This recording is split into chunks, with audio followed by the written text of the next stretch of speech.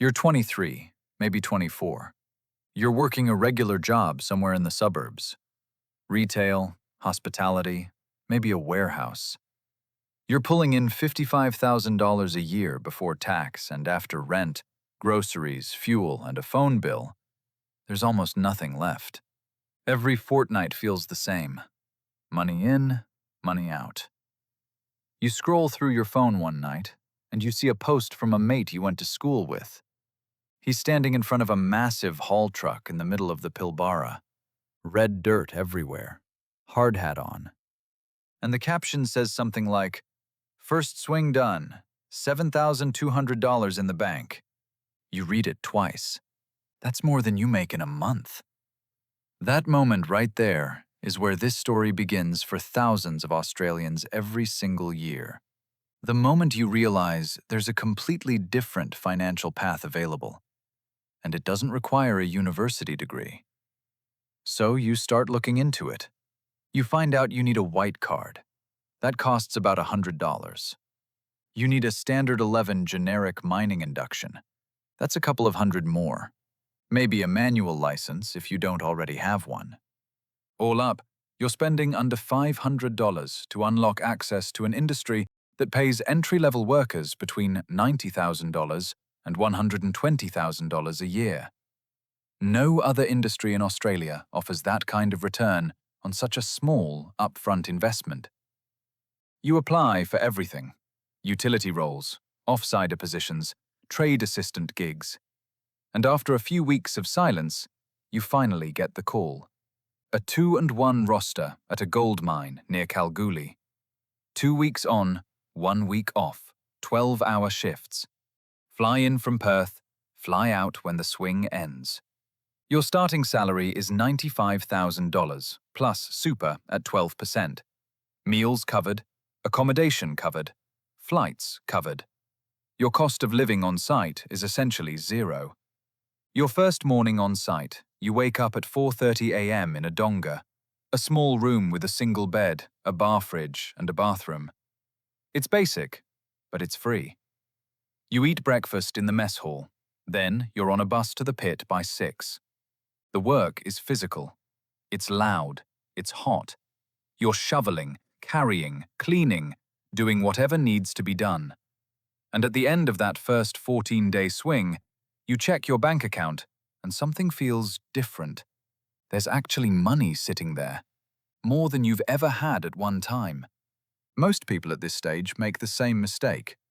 They go home for R&R and spend like they've never had money before. New clothes, nights out, a car upgrade. It feels earned. And it is. But 12 months later, they've made $95,000 and saved almost none of it. That cycle is so common in mining towns and FIFO camps that it's practically a cliché. But let's say you don't do that. Let's say you treat this income differently. You set up an automatic split the day your pay hits. 60% goes into a savings and investment account. 40% is yours to live on. On $95,000, that means roughly $57,000 a year is being put to work before you even think about spending. And because your rent, food, and transport are covered on site, that 40% goes a lot further than it would for someone living in Sydney or Melbourne. By the end of year 1, you've got close to $50,000 saved or invested after tax. You're 24, and you're already ahead of the average Australian, who has about $34,700 in total savings. Now year 2 hits, and your career starts to move. You've been reliable. You've shown up every shift. The supervisors notice. You get offered training on a haul truck. That ticket alone bumps your earning potential to between $120,000 and $145,000. You take it. Now you're operating a 200-ton machine through the pit, and your income has jumped by $30,000 in a single year, without changing employer or moving cities. You keep the same spending split, 60% invested, 40% to live on. But now the 60% is larger. Your investment account starts compounding. You open an ETF portfolio. You start salary sacrificing into super, pushing your concessional contributions toward the $30,000 cap. That extra money is taxed at just 15% instead of your marginal rate. Over time, that gap becomes enormous. By year 3, you've built a portfolio worth over $150,000 between your investments and your growing super balance. Most of your mates back home are still paying off car loans and splitting rent 3 ways. Years 4 and 5 are where momentum takes over. You've moved from haul truck operator to a multi-skilled operator, trained across excavators, dozers, and graders. Your salary is now sitting around $160,000 to $180,000. You start thinking about property. Your borrowing power at this income level is significant, and banks know mining income is strong in Australia right now. You buy your first investment property, a smart, cash flow positive property in a regional area. You're not living in it. It's an asset. It's working for you. At the same time, your super balance is growing faster than you expected. Your employer is contributing 12% of your salary every year. Combined with your voluntary contributions, you're stacking serious retirement wealth without even touching your take-home pay. Year 7. Your combined net worth, including property equity, super, and your investment portfolio, is approaching $600,000. And here's the thing most people outside the mining industry don't understand. Your roster gives you time that regular workers never get.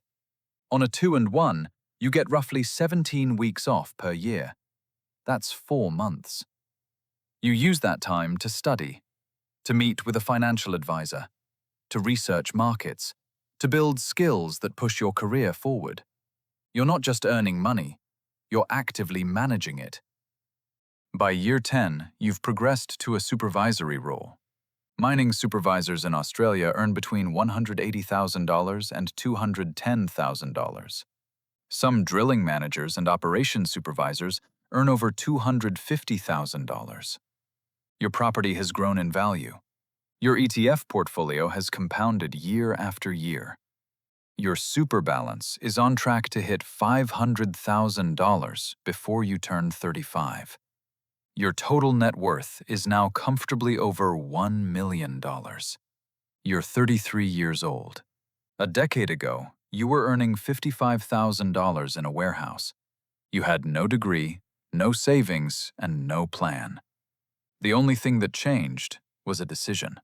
A decision to chase the opportunity, live below your means, and let time and consistency do the heavy lifting. Australia's mining sector employs over 300,000 people. The industry contributes more than 10% of GDP. There are over 22,000 new jobs forecast by 2030, and a worker shortage of nearly 8,400 this year alone. The door is wide open. If this video gave you a new way to think about your financial future, subscribe to the channel and turn on notifications. Thanks for watching, and I'll see you in the next one.